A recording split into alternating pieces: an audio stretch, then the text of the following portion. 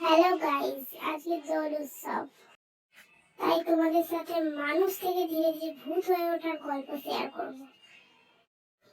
এই যে এখানে আমার ভাই আমাকে এই আবিরগুলো মাখিয়ে দিচ্ছিল। আমি বলছিলাম এটা আমার মাখা, যাতে ফটোটা একটু ভালো আসে।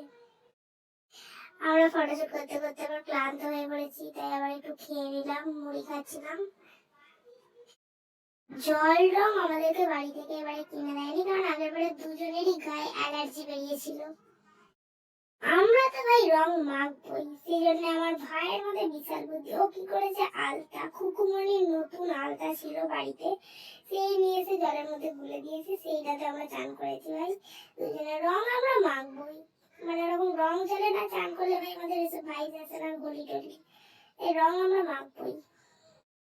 গাইস, আমাদের আলতা জলে চান করে ভূত হওয়া এবং মানুষ থেকে ভূতে পরিণত হওয়ার ভিডিও দেখে তোমাদের কেমন লাগলো অবশ্যই জানিও। তোমরা একটা লাইক আর কমেন্টস করো, আর কমেন্ট বক্স আমার জন্য খোলা রাখলো। কে কোথা থেকে কেমন ভাবে হোলি খেলেছো প্লিজ কমেন্টে একটা করে ফটো পাঠাবে। আর গাইস, আমিও আমাদের কিছু ভালো ছবি এবং ভূত হওয়ার ছবি দিচ্ছি।